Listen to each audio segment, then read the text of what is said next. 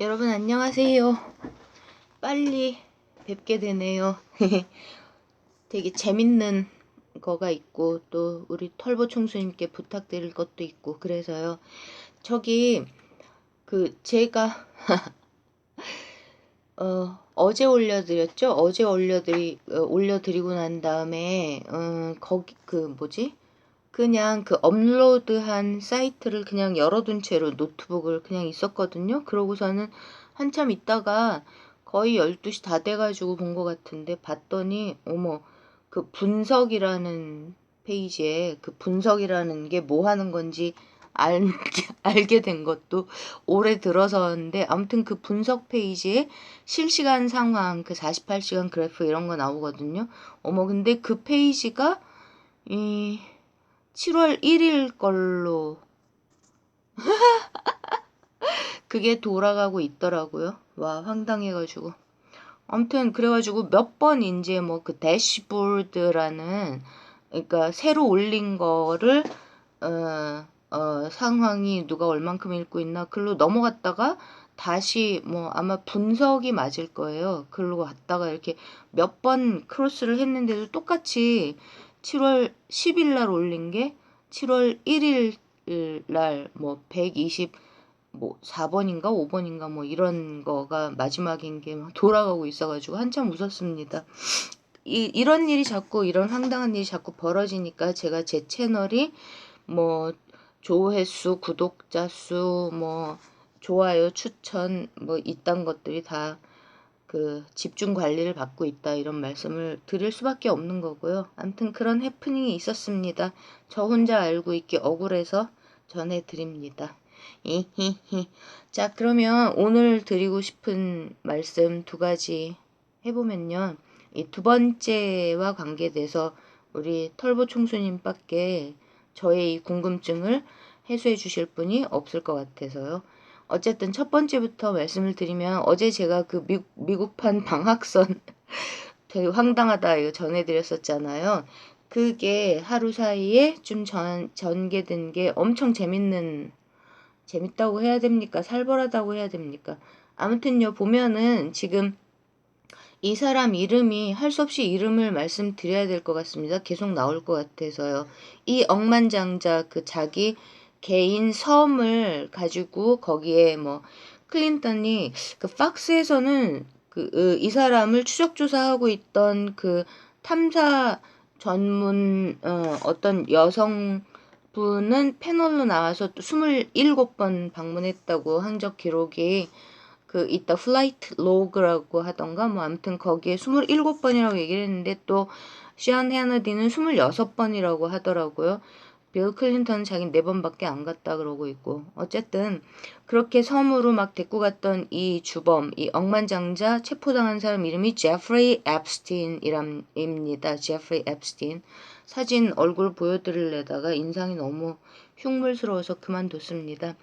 근데 이 사람이 인텔리전스 정보요원이라는 얘기가 나오네요. 어머 세상에.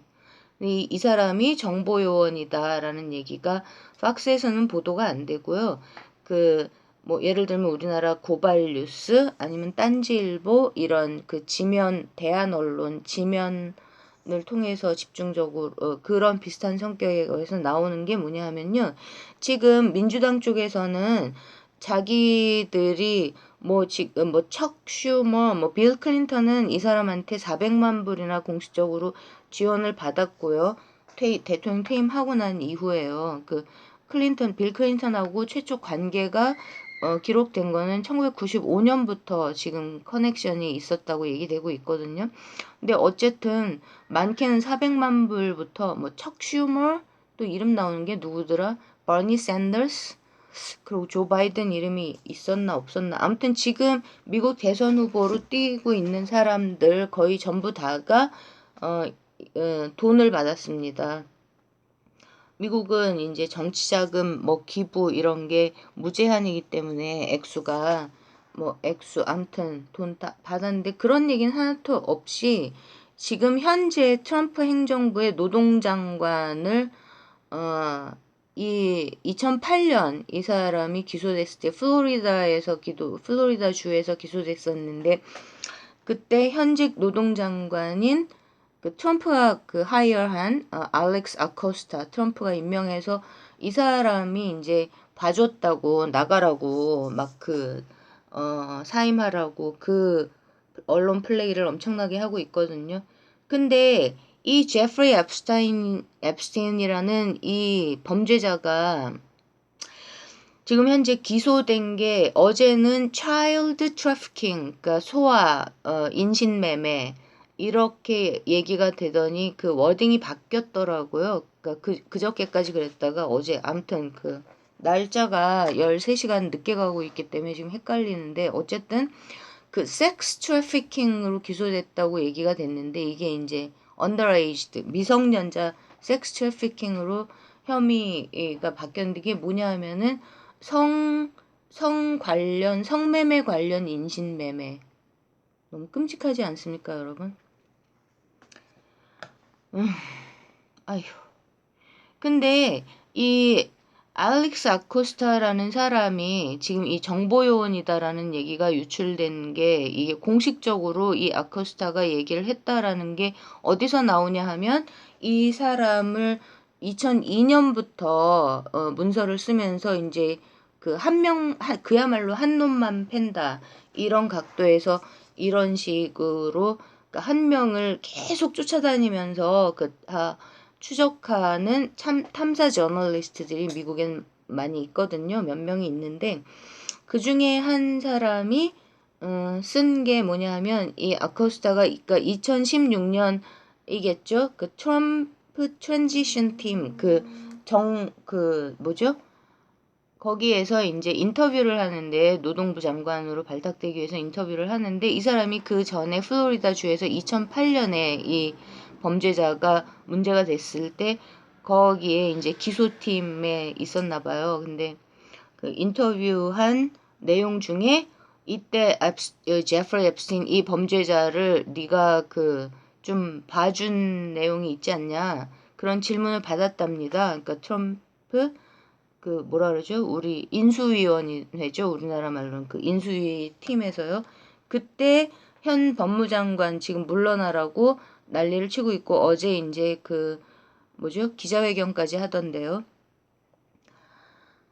이 사람이 대답한 게 뭐냐 하면 자기가 이제 기소를 하려고 2008년에 그때 그러니까 plea bargain 재판으로 가면 기소가 힘들 것 같아서 그래서 이제 협상을 하는데 그때 그러니까 감옥에 보내려고 자기는 협상을 했었고 그런데 그거를 계속 하다가 중간에 자기보다 그러니까 어퍼 레벨에 있는 사람으로부터 냅둬라. 이 사람을 더 이상 파지 마라. 그 사람은 belongs to intelligence 이렇게 그러니까 정보요원 정보기관에 소속된 사람이다 라는 말을 듣고 그러니까 뭐 자기가 월급 받는 레벨보다 훨씬 더 높은 레벨에 속해 있는 걸 알고 손을 뗐었다 그렇게 대답했다고 하더라고요. 그게 공식적으로 기사가 나온 거를 이제 대한 언론들에서 인용을 해서 얘기를 하면서 너무 골 때리지 않습니까, 여러분? 그러면 도대체 그러니까 그러고 보도되고 있는 게 이 제프리 앱스타인이라는 이 범죄자가 어떻게 해서 억만장자가 됐는지 공식적으로 기록으로 남아있는, 그러니까 추적할 수 있는 어떤 사업을 했다거나 이런 것들이 제대로 된 게 없고, 그리고, 와, 거기 이름에 last name이, 이 사람이 움직인 거기에 나오는 이름이 last name이, 로스차일드도 있더라고요.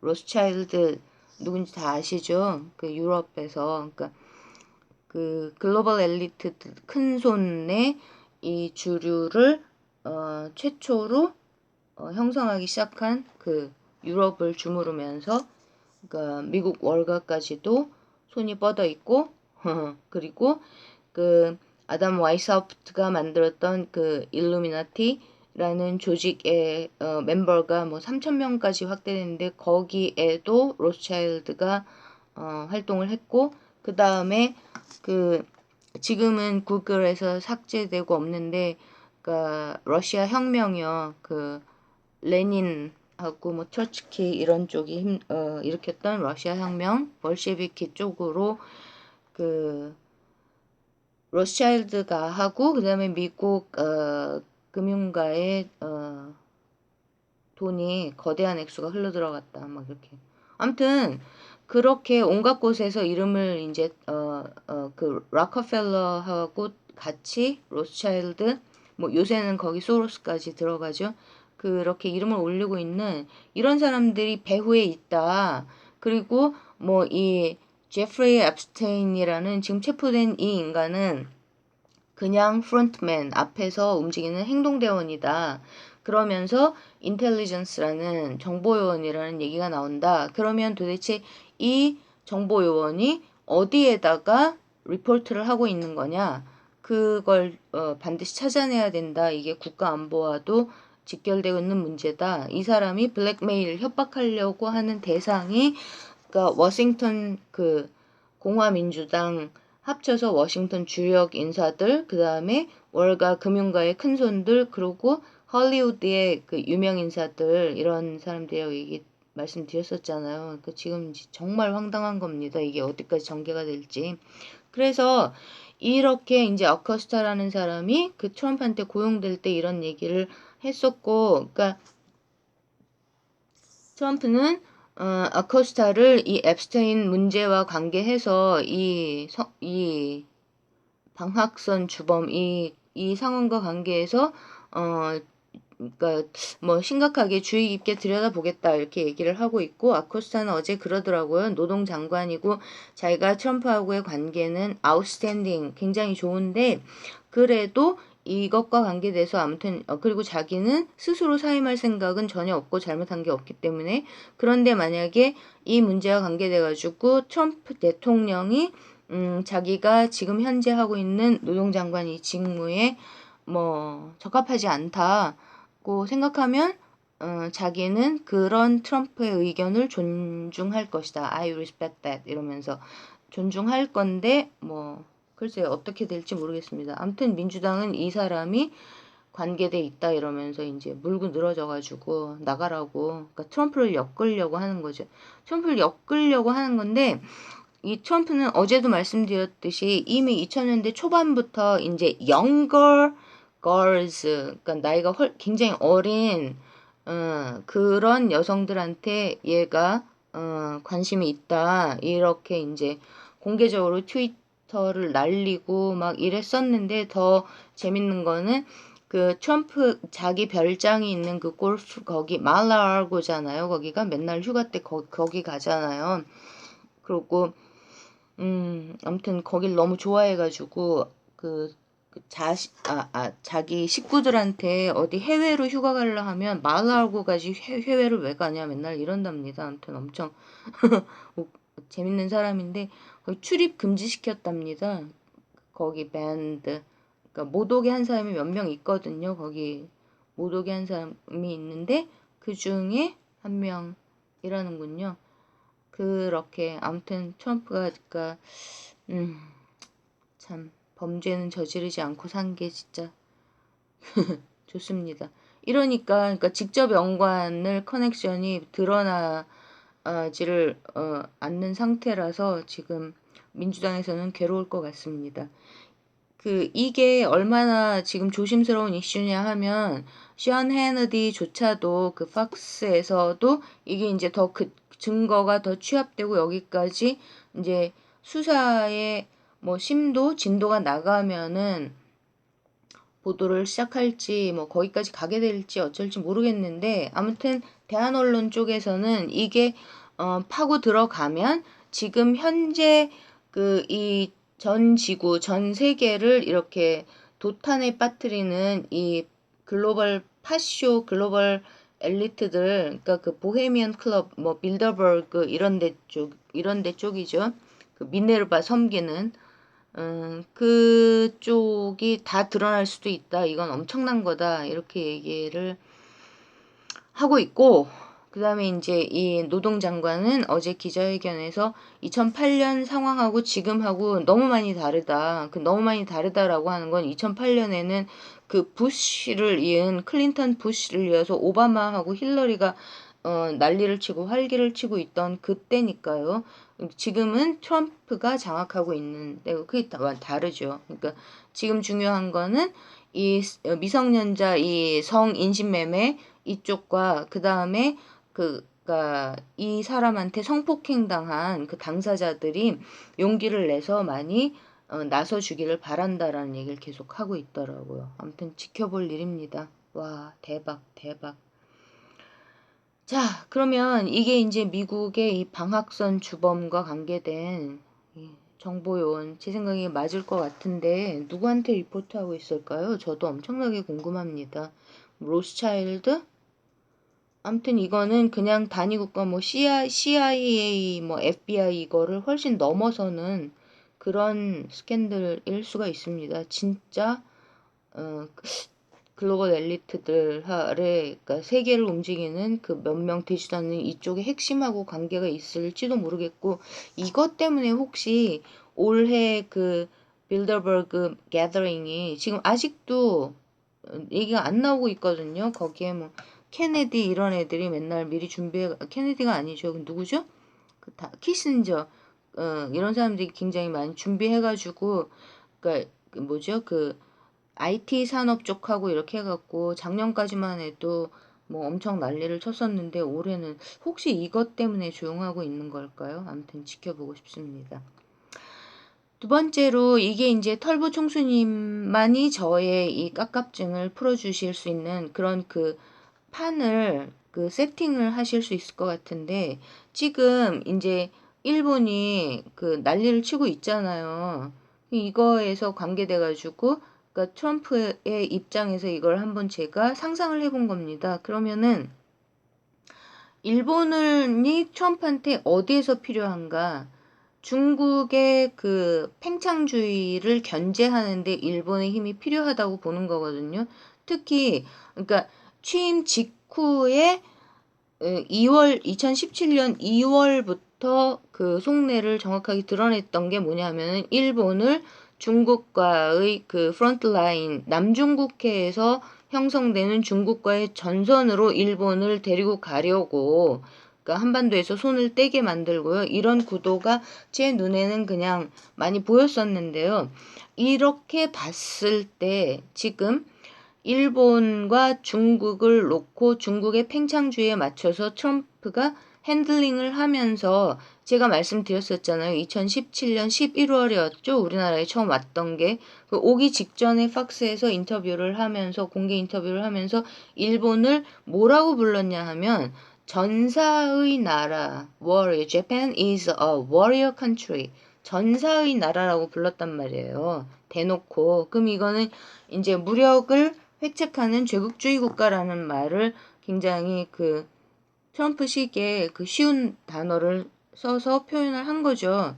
그러면서 중국이 이제 한반도에서 북한 문제를 풀게 정리를 해주지, 그거를 제대로 도와주지 않으면은 일본의 이 전사, 그 무력을 앞세우는 이런 움직임 때문에 곧 괴로움을 당하게 될 거다라고 얘기를 했죠.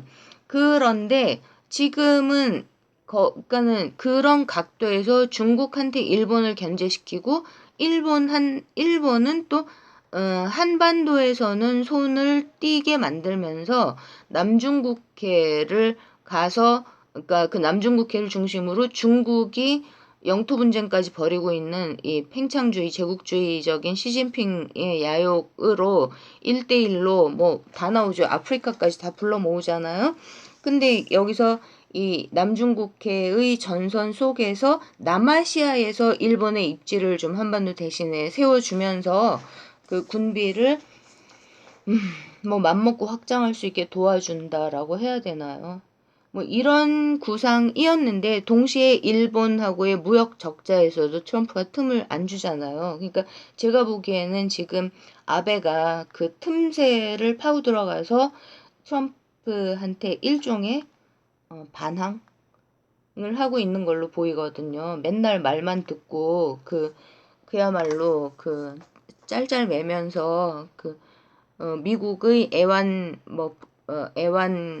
동물이다라는 얘기까지 이제 듣는 여기서 이제 살짝 반항을 하면서 트럼프 네가 일본 우리의 이 우리가 보통국가로 돼서 전쟁을 수행할 수 있는 이론적으로 하는 걸 지금 말릴 입장도 못 되잖아. 중국하고 관계에서 너는 우리를 써먹어야 되잖아. 그런데 트럼프 네가 우리를 이렇게 한반도 문제에서 완전히 제껴낼 수 있을 것 같아? 만약에 그렇다면 좋다. 우리는 한반도를 적대화하면서 그러면서 경제적인 부분들까지 반도체, 그러니까 5차 산업 이거를 활용을 하면서 중국하고 흥정을 좀 해보겠어. 이런 입장을 취하는 걸로 저한테는 보이거든요. 물론 저희 뇌피셜입니다. 제가 뇌피셜이라고 말씀드릴 수밖에 없는 건 제가 이제 이 문제가 우리 한반도와 일본의 문제가 그러니까 남중국해 더 나아가서 지금 현재 긴장 상태에 있는 이란이요. 이란은 핵이 있을 겁니다. 틀림없이 핵이 있고 뭐 북한보다 핵이 준비가 더 많이 됐으면 많이 됐지 덜 되지는 않았을 거고 미사일은 어느 정도 기술 수준인지 모르겠습니다만 이런 상태에서 이거를 한꺼번에 보는 것, 그러니까 그러니까 전 세계에 지금 갈등 국면에, 그러니까 대척점에 그 전선을 형성하고 있는 이쪽을 동시에 관찰하면서 이 속에서 트럼프가 이란과 남중국해와 한반도를 동시에 여기서 한반도가 그러니까 사활적으로 중요한 거죠. 왜냐하면은 평화적으로 문제를 해결할 수 있는 걸 실제로 보여주는 성과를 내는 이것에 이제 한반도가 뭐라고 그래야 되죠? 아무튼 한반도에서 성과를 내는 것을 보여줌으로써 이란도 압박하고 중국의 팽창주의도 압박하고 러시아는 이제 그 핵무기 자체를 가지고 핵감축 딜을 하고 싶어 하는 거고 중국은 이제 장거리 미사일 ICBM 탄도미사일 개발 같은 것에서 압박을 하고 동시적으로 트럼프가 움직이고 있는 게 분명한데 이 속에서 그 남중국해와 이란을 둘러싼 중국과 특히 러시아 푸틴의 움직임 같은 거를 제가 검색을 못 하겠더라고요. 안 나와요. 제 수준에서 검색을 해도 안 나오고 있기 때문에 저의 그러니까 제 역부족 이 문제를 우리 털보 총수께서 좀 전문가들을 잘 모셔가지고 다스베이다에서 이거를 한꺼번에 총체적으로 보면서 일본이 어디까지 분명히 하다가 멈출 수밖에 없거든요. 그렇잖아요. 끝까지 밀고 나갈 수는 없는데 어디까지 이거를 밀어붙일 수 있는가 아베 입장에서 뭐 지금 뭐 단기적으로 보통 국가로 바꾸는 헌법 개정 그러니까 중요한 선거까지 지나서 그 헌법 개정을 할 수 있을지 없을지 또 그것까지 하고 멈출 건지 이런 거를 좀 다각적으로 분석을 해주시기를 부탁을 드립니다. 털보 총수님께요. 플리즈.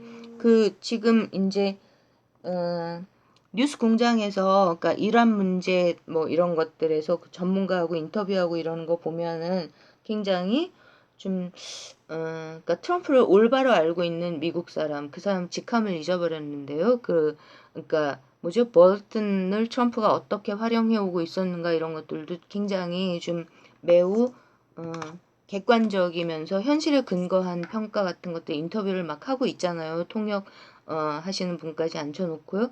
그분은 제가 생각하기에는 좀 지나치게 낙관적인 게 아닐까. 이란과의 변수만 빼면은 볼튼이 6개월 이내에 해임될 수가 있고 미국에서 그 강경파 같은 것들은 6개월 이내에 유명무실해질 것이다, 없어질 것이다 이렇게 분석을 하시던데 그분이 진짜 이런 문제까지를 다 알고 하시는 얘기인지 왜 올해 그 빌더버그 그 전 세계 글로벌 엘리트들의 모임이요. 한 2, 300명 모이거든요. 전 세계에서. 거기 모임이 왜 지연되고 있는지 이런 거에 대한 정보까지를 갖고 얘기하시는 거면 얼마나 좋을까요, 동포 여러분. 그러면 글로벌 엘리트들이 6개월 안에 끝장난다. 올해 안에 끝장난다. 그 모임이 해체될 가능성도 있다는 얘기인데, 아무튼 그리고 오늘 아침이었나요? 또 털보 총수님이 그 트럼프가 지금 일본이 하고 있는 이 뻘짓을 가로막고 나서는 시점은 한반도 남북미 문제를 푸는데 방해가 되는 시점이 되면 트럼프가 일본을 이제 아베를 찍어 누를 것이다라고 예측을 하시던데 그게 과연 가능한 상황인지 현재요. 그러니까 중국도 막아야 되거든요. 중국의 팽창주의를 막아야 되는데 그걸 하기 위해서는 일본이 전쟁은 안 합니다. 트럼프는 평화주의자지만 어쨌든 힘을 통한 평화, 그러니까 일본이 무력을 증강하는 거를 중국을 막기 위해서 이게 필요하기 때문에 일본이 지금 중국도 양다리, 일본도 러시아 푸틴도 양다리였는데 일본까지 잔머리를 굴리면서 지금 뭐 아베 보고 바보라고 막 그러는데 요 상황만 놓고 보면 일본이 지금 트럼프한테 허락을 받아서 하고 있다? 아닌 걸로 보이고요. 허락을 받아서 하고 있는 게 아니라 우리도 양다리 걸칠래. 트럼프 형아, 내가 형한테 계속 당하고 있을 수는 없어. 몇 달 동안이라도 잠깐 양다리 걸칠 거야! 이러는 걸로 보이거든요. 이거가 그렇게 녹록한 문제일지, 김어준 총수님, 판을 깔아서 분석을 좀 종합적으로 해 주십시오. 부탁드립니다. 플리즈. 자, 그래서 지금, 어디까지 갈까요? 이 사람이 진짜로 인텔이 맞는 것 같은데, 제가 보기에도요. 그럼 이 사람이 누구한테, who is he reporting to? 누구한테 지금 보고를 하고 있나요? 와, 빌 클린턴, 버락 오바마, 누구누구, 할 것 없이 다, 그니까, 발목 잡혀가지고 협박당하고, 이러면서 노란하고 있었다면, 정말 진짜 관계가 없는 트럼프가 미국의 대통령인 게, 이제 아프리카 어디 이렇게 힘 없는 나라 말고, 미국의 대통령인 게 진짜 전 인류를 위해서 땡큐입니다. 그죠, 동포 여러분? 땡큐 갓. 모든 게 다 잘 됐으면 좋겠습니다. 네, 여기까지 말씀드리고요. 금방 또 뵙겠습니다. 김어준 총수님 부탁드립니다. 플리즈.